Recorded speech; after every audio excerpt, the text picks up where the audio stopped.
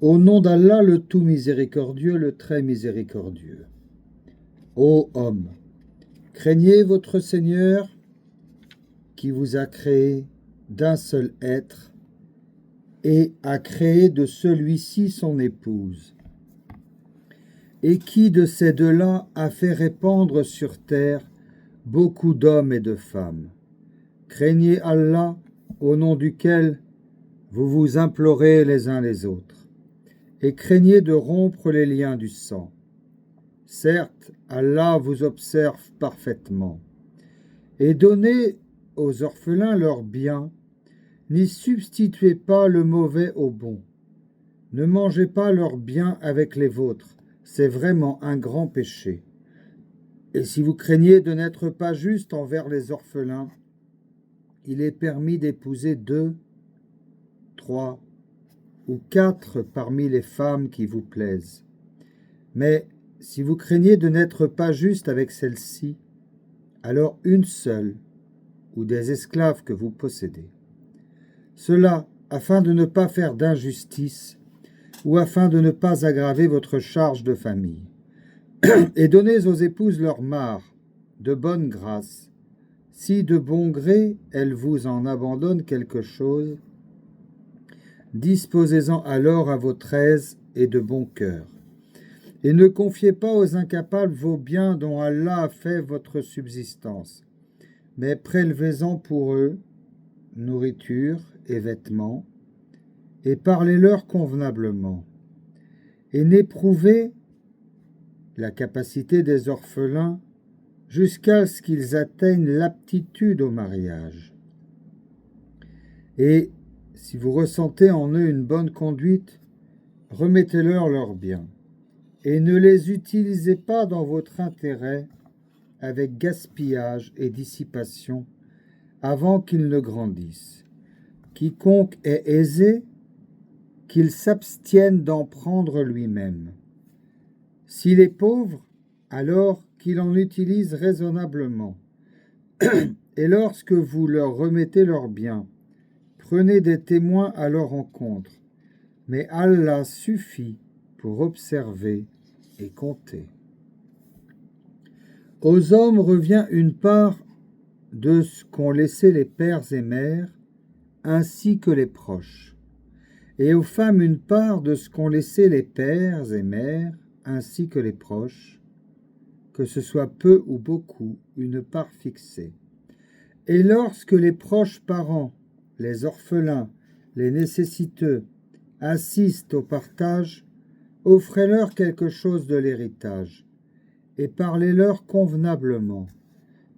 Que la crainte saisisse ceux qui laisseraient après eux une descendance faible, et qui seraient inquiets à leur sujet, qu'ils redoutent donc Allah, qu'ils proposent des paroles justes. Ceux qui mangent, disposent injustement des biens des orphelins, ne font que manger du feu dans leur ventre. Ils brûleront bientôt dans les flammes de l'enfer. Voici ce qu'Allah vous enjoint au sujet de vos enfants et aux fils, une part équivalente à celle de 2 filles. S'il n'y a que des filles, même plus de 2, à elles alors 2 tiers de ce que le défunt laisse, et s'il n'y en a qu'une, à elle la moitié. Quant aux pères et mères du défunt, à chacun d'eux le 6e de ce qu'il laisse, s'il a un enfant, s'il n'a pas d'enfant, et que ses pères et mères héritent de lui, sa mère, le tiers. Mais s'il y a des frères, à la mère alors le 6e, après exécution du testament, qu'il aurait fait ou paiement d'une dette. De vos ascendants ou descendants, vous ne savez pas qui est le plus près de vous en utilité. Ceci est un ordre obligatoire de la part d'Allah, car Allah est certes omniscient et sage. Et à vous la moitié de ce que laissent vos épouses si elles n'ont pas d'enfant. Si elles ont un enfant, alors à vous le quart de ce qu'elles laissent après exécution du testament qu'elles auraient fait ou paiement d'une dette. et à elle un quart de ce que vous laissez. Et si vous n'avez pas d'enfant, mais si vous avez un enfant, à elle alors le 8e de ce que vous laissez après exécution du testament que vous auriez fait ou paiement d'une dette. Et si un homme ou une femme meurt sans héritier direct, cependant qu'il laisse un frère ou une sœur, à chacun d'eux, ceci alors un 6e. S'ils sont plus de 2, tous deux participent au tiers après exécution du testament ou paiement d'une dette sans préjudice à quiconque. Telle est l'injonction d'Allah. Et Allah est omniscient et indulgent. Tels sont les ordres d'Allah. Quiconque obéit à Allah et à son messager, il le fera entrer dans les jardins sous lesquels coulent les ruisseaux, pour y demeurer éternellement. Et voilà la grande réussite. Et quiconque désobéit à Allah et à son messager et transgresse ses ordres, il le fera entrer au feu pour y demeurer éternellement. Et celui-là aura un châtiment avilissant. Celles de vos femmes qui forniquent, faites témoigner à leur rencontre 4 d'entre vous.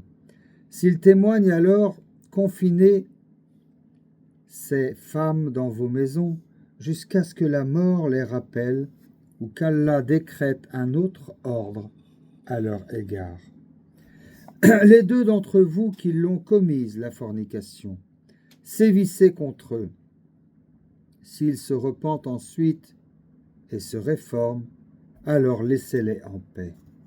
Allah demeure accueillant au repentir et miséricordieux. Allah accueille seulement le repentir de ceux qui font le mal par ignorance et qui aussitôt se repentent.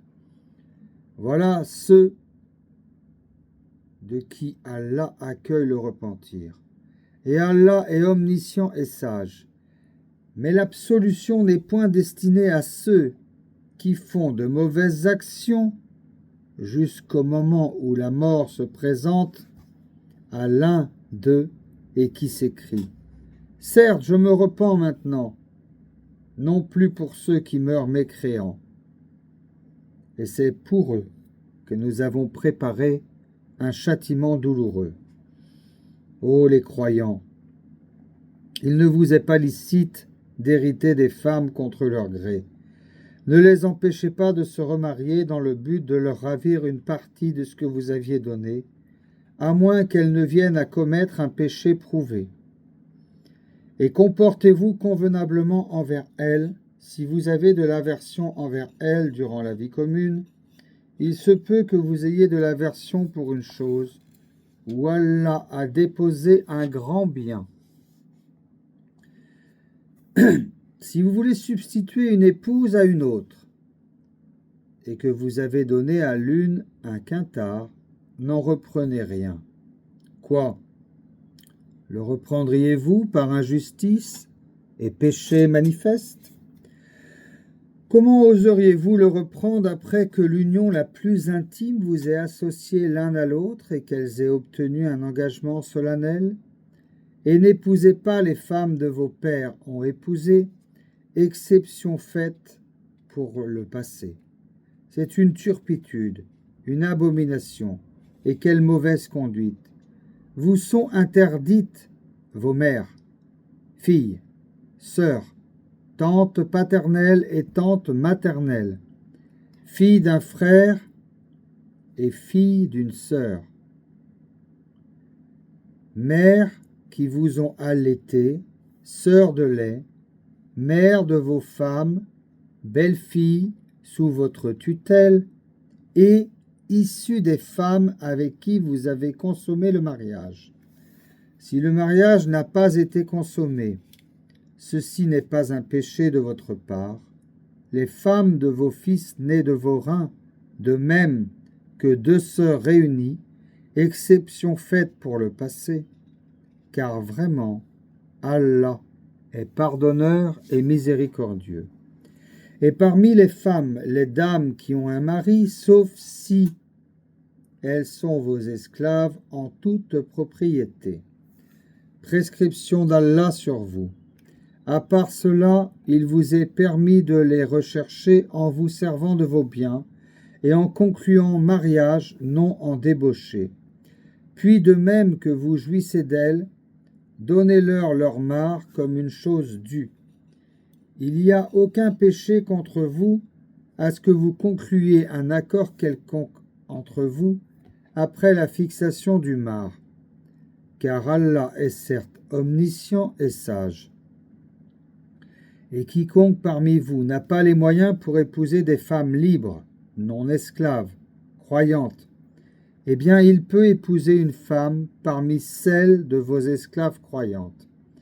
Allah connaît mieux votre foi, car vous êtes les uns des autres de la même religion. Et épousez-les avec autorisation de leur maître, Wa'ili, et donnez-leur leur mare convenable. Épousez-les étant vertueuses et non pas livrées à la débauche, ni ayant des amants clandestins.